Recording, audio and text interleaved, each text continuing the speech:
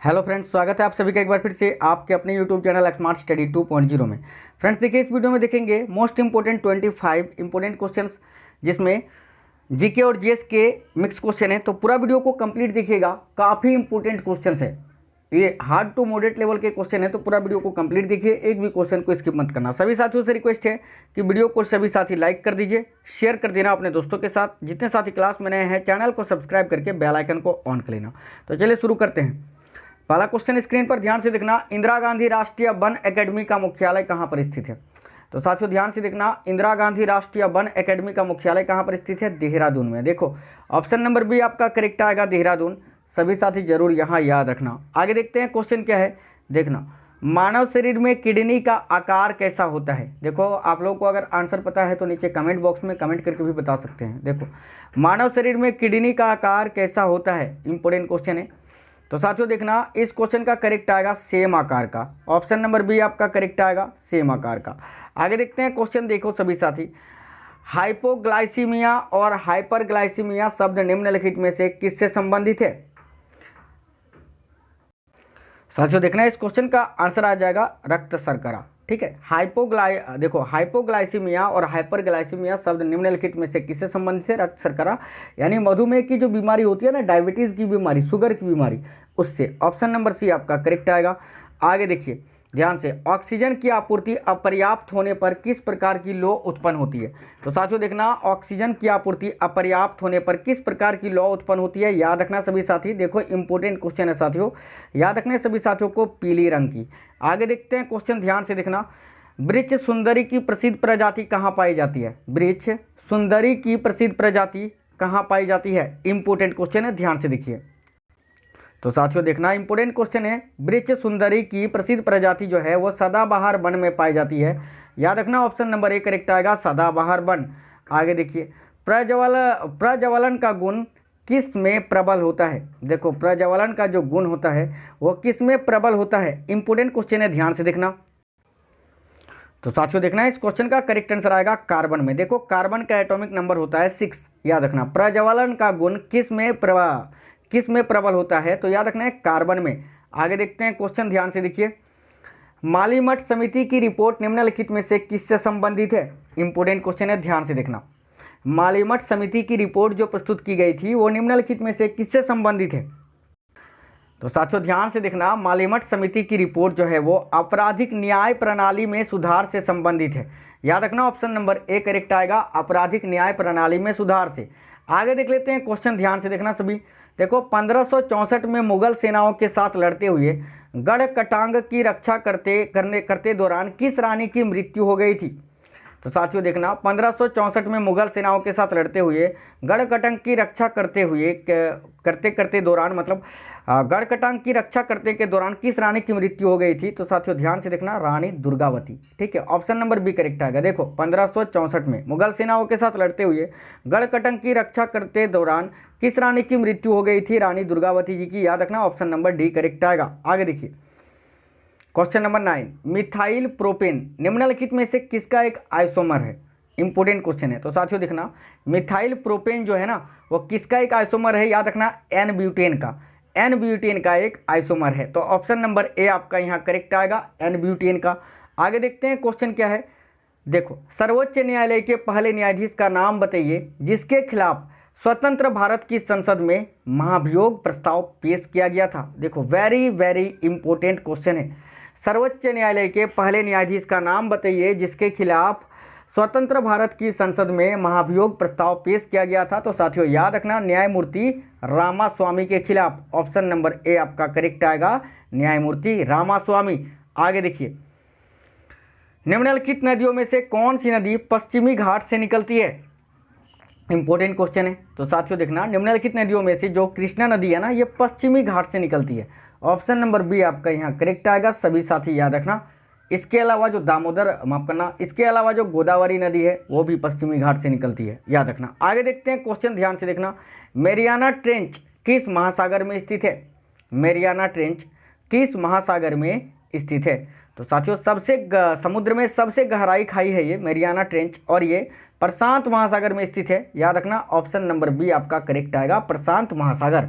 Next question देखिए सभी, निम्नलिखित में से कौन सा शहर वास्तुकला की दृष्टि से नियोजित शहर है?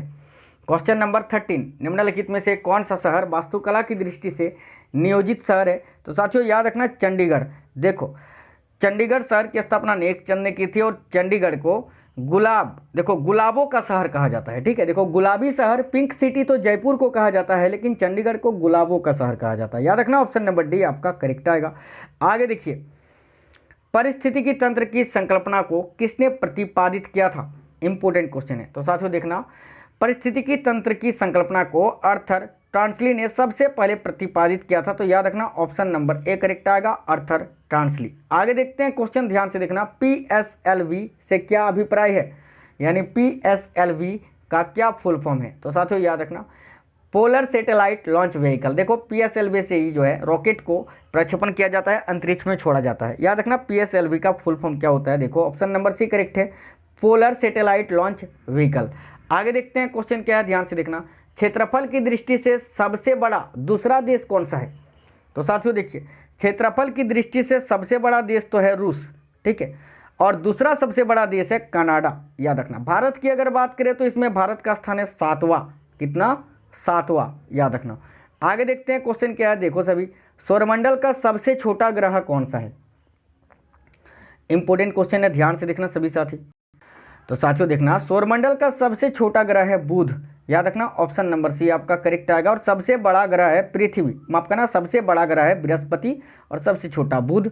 आगे देखते हैं क्वेश्चन क्या है, देखिए, वन्य जीवन का संरक्षण भारत में निम्नलिखित में से किसके अंतर्गत आता है? तो साथियों देखना, वन्य जीवन का संरक्षण भारत में जो है वो मौलिक कर्तव्य और डीपीएसपी के अंतर्गत आता है, यानी बोथ आर करेक्ट है, बी एंड सी। याद रखना ऑप्शन नंबर डी आपका करेक्ट आएगा। आगे देखते हैं क्वेश्चन क्या है, देखिए सभी साथी, वाईफाई तकनीक में निम्न में से किस तरंग का उपयोग किया जाता है? तो साथियों देखना, इंपोर्टेंट क्वेश्चन है, वाईफाई तकनीक में किस तरंग का उपयोग किया जाता है? याद रखना रेडियो तरंग का। ऑप्शन नंबर ए यहाँ आपका करेक्ट आएगा, रेडियो तरंगे का। सभी साथी याद रखना, मस्ट इंपोर्टेंट क्वेश्चन है।